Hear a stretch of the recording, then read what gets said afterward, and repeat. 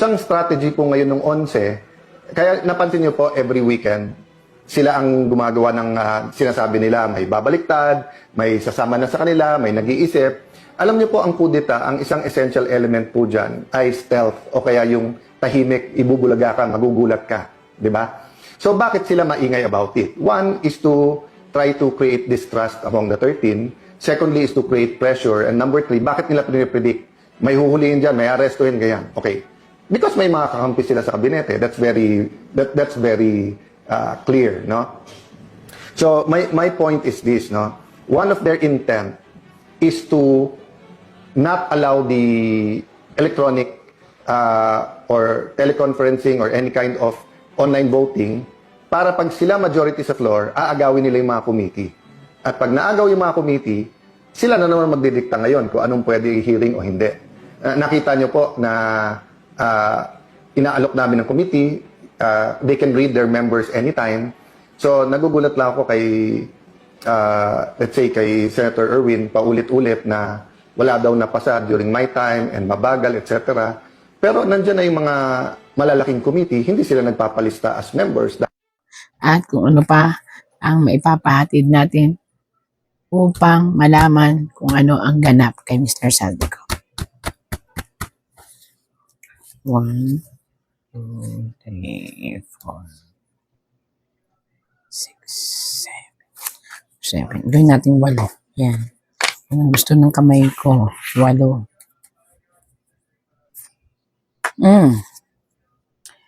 Actually po, si Mr. Saldico sa ngayon ay nasa keep na secure na lugar na siya lang talaga ang nakakaalam at isang tao na maaaring ito ay ang kanyang attorney. Ayan. Yan. Isang tao na tiwala siya, tapos nakita nyo may hat siya. Ibig sabihin nun, may katungkulan din na lalaki na pinagkakatiwalaan ni Mr. Saldico. Maring ito ay ang kanyang kinikilala o ang kanyang attorney o isa sa pinagkakatiwalaan niya na makakatulong sa kanya. Yan. Marami ang babatikos talaga kay Mr. Saldico kung totoo ba ang mga pinagsasasabi niya o kung totoo na wala siyang kinalaman. Ito. Pero ilaban lang po niya ang katotohanan. Marami, ayan nakita nyo yung mga ibon. Ibig sabihin, delikado po siya. Ako na po nagsasabi. Ang sabi po ng tarot, lumaban siya, sabihin niya ang katotohanan, yun yung espada. Ibig sabihin, yung espada will tell the truth. Ayan. At itong mga ibon na to, ito yung mga delikado na espiya o mata na nakatingin sa kanya sa pagsasabi niya ng katotohanan na dala niya. Pero kailangan niyang ituloy. Ito pong nakita niyo po itong punong ito, kailangan niyang ituloy ang pagsasabi ng totoo kasi kung hindi, siya mismo ay ididiin ng mga taong pinuroteksyonan niya. Kaya kinakailangang maunahan niyang sabihin ng katotohanan. Yung po ang sabi ng tarot ha, 2 tao, parehong lalaki ang pinoproteksyonan niya, yan. Na kinakailangan, kaya po nakabaliktad, ibig sabihin, kinakailangan niyang isiwalat, huwag siyang matakot. Yun nga lang, maraming threat, kaya nga sabi dito po, maraming ibon. Ibig sabihin, maraming delikadong sitwasyon. Ibon lumilipad, nakikita siya, momonitorin siya ng 2 lalaki. Ayan, 2 lalaki. Kita nyo naman po 2 lalaki, nakatalikod. Sabihin pag nakatalikod, tapos nakaharap, ito siya, nakaharap sa kanya, kilala niya. At ang masakit, yan, nakaharap sa kanya at ang masakit, siya yung pinaka-main post. Ibig sabihin, siya, itong 2 ito, nakatalikod. Hindi nabiblame masyado. Siya lang ang nabiblame. Kaya kinakailangan, ang sabi po ng tarot, sabihin na niya, huwag siyang matakot. Although, napakahirap ng sitwasyon niya, pero panindigan niya. Dahil kung hindi niya yun gagawin, mismong sariling pamilya niya, ang mapapahamak, hindi dahil sa mga threat, kung hindi dahil sa kahihiyan. At ang isang anak niyang babae ay delikado. Nagkakaroon siya ng depression, babae ito na anak, nagkakaroon siya ng depression, nalulungkot siya, Actually, siya ang humihiling sa ama na ayusin na at isiwalat na at sabihin na. Kasi maaaring itong batang ito sa sobrang depression ay makagawa ng hindi maganda sa kanyang sarili dahil sa sobrang kahihiyan na tinatanggap niya.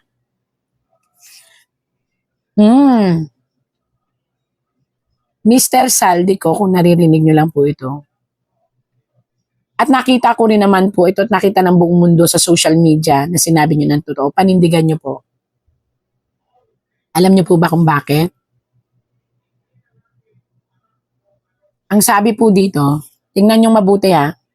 Nakita nyo to, na maitim na to, ito, maitim na to. Yan, may shadow kasi. Yan. Parang tribe na yan. May isang grupo. Yan, may isang grupo na kahit magtago ka, ay delikado ka. Isang grupo, bayad, ganon. Ibig sabihin, binayaran. Paano nasabing binayaran? Nakita nyo, may isang namumuno at may hawak siya. Ibig sabihin, inutusan po ito. At ito ay pakana ng mga taong pinoproteksyonan mo. Ayan, dalawa. Paano nasabi pong pinoproteksyonan? Nakita mo yung dalawa nasa likuran mo, samantalang ang lahat ng sakit, ang lahat ng bintang, ang lahat ng burden, ay nasa yung mga kamay. So, ang ibig sabihin po nito, mas wise na magsalita po kayo ng katotohanan, sabihin ninyo kung ano yung sinabi ninyo at ipina-interview, panindigan ninyo kung yun ang totoo kasi ang sabi po dito, it will lighten your life. At it will certainly lighten and save the life of your family. Ang pagsasabi mo ng katotohanan at ang paglantad mo ng katotohanan kahit ano pa ang sakripisyong mangyari ay makaka-save ng iyong family, ng iyong sarili at higit sa lahat, ito yun ha, bakit siya higit sa lahat? Kasi may liwanag. Yan. Makakatulong ka. At kahit paano, ang mga tao, ayan mga tao, tapos ikaw ito, ay tutulungan ka. Tutulungan ka ng mga tao na masave. Ililigtas ka, Yan, ililigtas ka. Ito ka po. Tapos ito po yung gusto ng mga tao. Masabi mo lang ang katotohanan, ikaw ay ililigtas. Ayan, ibig sabihin, agree sa inyo ang mundo. That is the good karma na sinasabi. Kahit ano pa ang kapalit, ng iyong pagsasabi ng katotohanan, people will protect you. Mailabas lang ang katotohanan. Kasi ito po hula po ito. Paraha po ito. Nakita nyo po yung mga pana na pula? Kung magtatago po kayo, ito po ang ibig sabihin to, lilinawin ko po Sa pagtatago nyo, mas delikado ang buhay nyo. At anytime, maaari po kayong mag-disappear sa mundo. Kaya, wala. While, nakita nyo naman ito, na puro green. Ito, nakita nyo, puro green. Ang ibig sabihin nito, manindigan na lang po kayo. Although nakakatakot, pero manindigan po kayo kasi, dito, wait lang, makamahalo. Kasi, may isang taong lalaki na talagang siya ang katotohanan na talagang pinakaulo ng scam ng kaguluhan sa buhay nyo na ngayon ay namamayagpag at nakaupo pa sa mataas na upuan ng panunungkulan. Yun po ang sinabi ng tarot. At pag hindi po kayo, yan babae, anak mo po ito. Sobra na po ang stress at depression niya. Baka dumating ang time na kapag mabagal po kayo, isiliwalat ang katotohanan at linisin ang inyong ang pangalan ng inyong pamilya, may magawa po siyang hindi maganda sa kanyang sarili. So sana wag naman. Sa sobrang kahihiyan, sa sobrang hiya, sa sobrang lugmok niya, masasaktan niya po ang sarili niya. At sabi po dito ay maaring madulot ito ng pangit na kapalaran ng isa sa mga anak mong babae. Ayan po, andi na po. Pinipilit niya maging matatag. Hinahawakan niya ang sarili niya, pero ang dami niyang luha. Yan, umaagos ang kanyang luha. At itong pulang ito ay kahihiyan. At iniisip niya, nadidepress siya, oh. Parang wala na siyang mukhang maiharap at maaring saktan na niya ang sarili niya. At magsisi po kayo. Kaya, hanggat maaari po ay ipakita niyo dito, anak niyo po ito kasi kadugo, na kaya niyang humarap sa mga tao. Kaya niyong humarap sa mga tao. Yun lang po, Mr. Saldico. Mag-ingat lang po kayo. Kumbaga, alam nyo naman po na delikado ang buhay nyo. Totoo po. Anytime, pwede po kayong maglaho sa mundo. At ito po, kung bakit may babaeng naka ganon. Ibig sabihin, yung dati yung kinalaban, maaring ito po ay si BP Sara, o may iba pa ba kayong kinalaban na siya po ang maaring makatulong sa inyo. Na noon, akala nyo hindi makakatulong sa inyo. Actually, maaring siya po ang makatulong sa inyo. Yan po. Sa oras na kayo lumantad. Yan po, sa oras na kayo lumantad, ito kayo, dala nyo yung mga matitinding katibayan, dala nyo, espada, na yan, na magpaparusa sa dalawang lalaki. Yan. Ibig sabihin po, ingatan nyo lang po ang sarili ninyo, magpakatatag lang po kayo, at tibayan ang inyong paninindigan. Dalawang lalaki po na matataas ang katungkulan sa gobyerno ang maaari nyo maisakdal at maaari nyo pong maipakita sa kanila na hindi kayo ang talagang promotor. Ayan, kung hindi silang dalawa, ayan o, yung dalawa.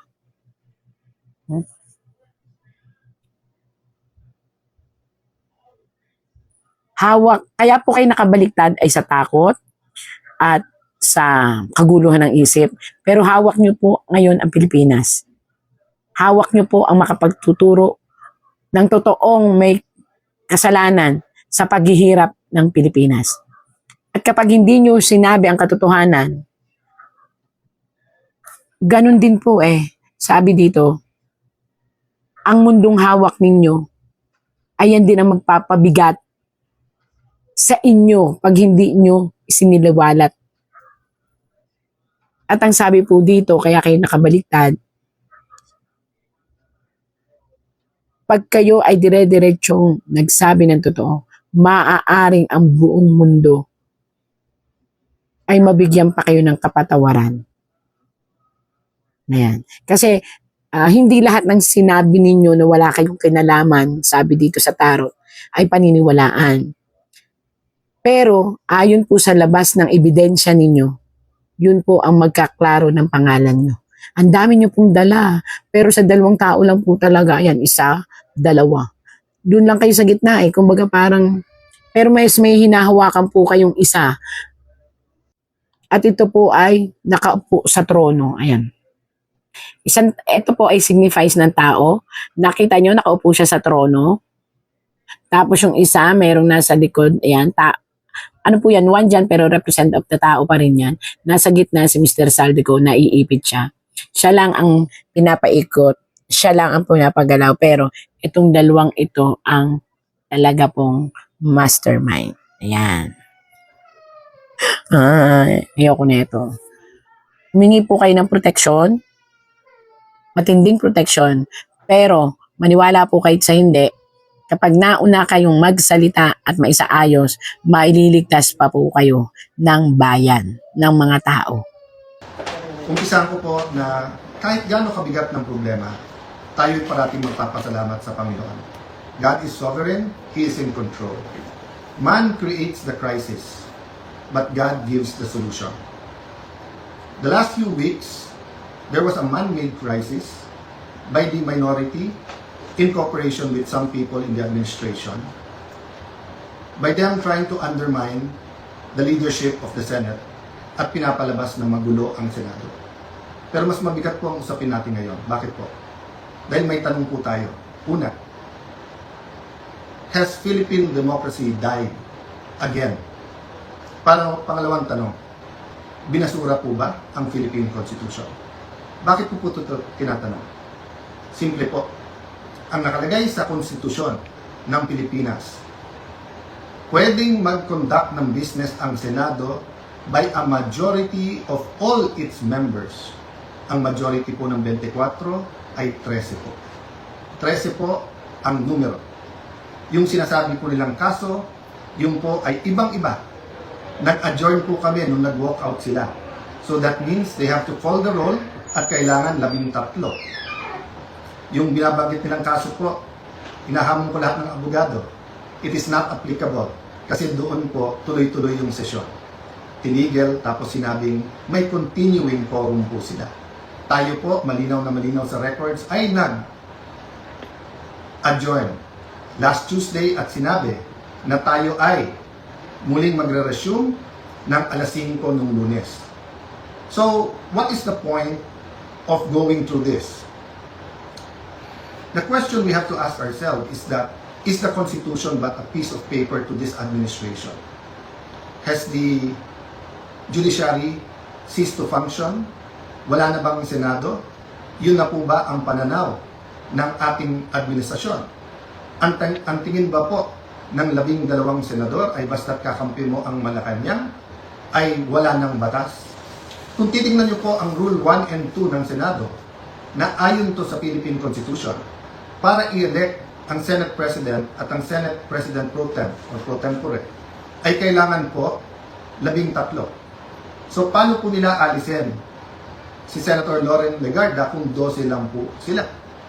At mapapakita po sa inyo na gusto nilang i-control ang premises ng Senado at gusto po nilang hindi mag-hearing ang Blue Ribbon Committee bukas sapagkat ay binasa po nilang rule para magkaroon po ng acting Senate President. Kailan po ba pwede magkaroon ng acting Senate President? Babasahin ko po sa inyong rule.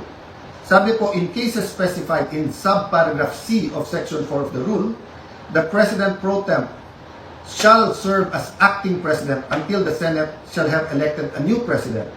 Hindi po sila maka-elect ng new President dahil wala po silang 13. Ulitin ko po, pag may 13 po sila, ako pa mag-o-oath sa kanila. Bibilisan ko po na ibibigay sa kanila. Wala po silang 13. So ano yung rule po?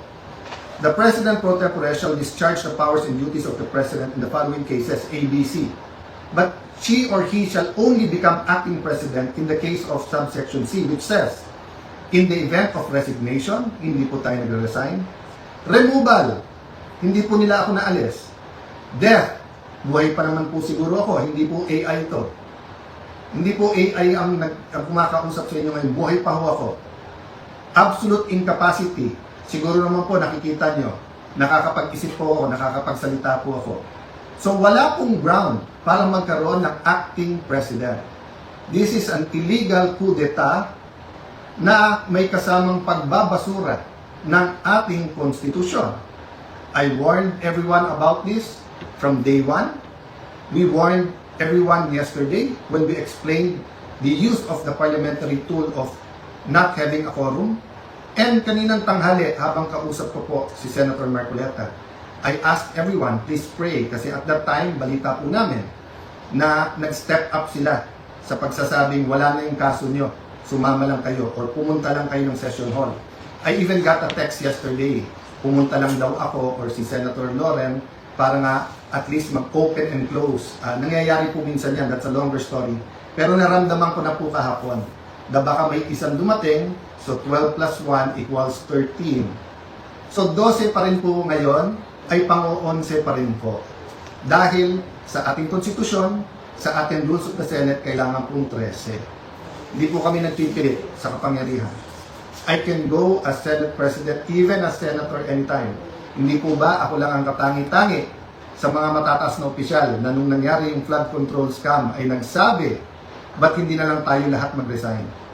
Bakit po ngayon, after asking me to resign yesterday, illegal po. Actually po, hindi nila ako tinanggal. Naglagay ng acting. Senator Win, Lucian, ingat kayo dyan. You're playing around with fire. This is not just about the Senate. This is about the Philippine Constitution. Mga kababayan, sabi nila, ginawa nila to kasi naipit ang trabaho. Wala naman po silang ginawa ngayon. Kung hindi baguhin ang mga committee para walang Blue Ribbon committee hearing bukas, para hindi maimbitahan ang 18 Marines. Pinalitan nila ang presiding officer. Bakit po? Nagpakita po ba ako ng kahit anong partiality sa conduct or pag-usog ng impeachment court? Alam niyo po, madidelay po ang impeachment sapagkat pag pinalitan ang rules, ay kailangan pa ho na magkaroon ng publication. So pati po ang ating mga arrangement ngayon magbabago. Bukod pa ho doon, pwede mag-motion for reconsideration kung legal. Ang problema, illegal po ang sesyon kanina. So this is their answer to the crisis they made. From May 11 till now, crisis after crisis, pinapasok yung NBI noong May 11, binaboy din tayo noong May 13, pagkatapos issue after an issue, at ngayon naman po, instead of a simple adjournment sine die, kung saan meron tayong isang buwan na magtrabaho mga committee, pagkatapos uumpisa na natin ang impeachment, they're going to bring the Senate and the country into a political crisis. Ako'y nakikiusap sa lahat. Correct your mistakes. Wala namang problema because I issued an advisory kanina na nakasine die tayo. The country is already in economic crisis. Hindi lang nararamdaman to ng mga upper class. The world is in crisis because of what's happening in Israel, Iran, US, in what's happening with that conflict. Marami pong naghihirap na, mas maraming maghihirap pa. We need the impeachment to be fair and impartial. We need to investigate the flood control scam in a very impartial way that will be satisfactory to all our people. And we need a functioning Senate, an independent Senate. Huwag niyo po kaming alalahanin mga kababayan, okay po ako. They can try to remove me, they can kill me, but they will not kill the idea of a democratic Philippines led not by men, but by laws, led by the Philippine Constitution. Kung sabi niyo po, at natatawa yung iba, that the Senate is under attack, 2023 pa lang ho, yung PI, gusto pong amendahan yung Constitution. After magsalita, si Senator Aimee, wala daw katotohanan yun. Ngayon po, binasura ang Constitution. Ano ba tingin yung kasunod nito? So mga kababayan, again, God is sovereign. Let's all reflect on this and pray. But tomorrow, tuloy ang hearing ng Blue Ribbon Committee. I am still the legitimate, legal, moral Senate President of the Republic of the Philippines. There is still functioning committees. We have to hear the testimonies. Invited po, pati po, yung mga gumawa ng illegal ngayon. You can try to stop us, but you will be stopping the Filipino people. So sa ating mga kababayan who wants to pray or have a prayer vigil sa Senado bukas, pumunta po kayo. Pag hindi po kami pinapasok, sama-sama na po tayo outside the Kulambo. Ang problema po, pag in-outside nyo the Kulambo, ang mga legitimate leaders ng Senado, para nila pong sinabing, sinunod nyo po ang Philippine Constitution. Sana naman po, tonight, makapag-isip-isip ang mga gumagawa nito. Again, sincerely po, we pray for all of our leaders and we tell everyone here, let's pray for our country and may God bless the Philippines.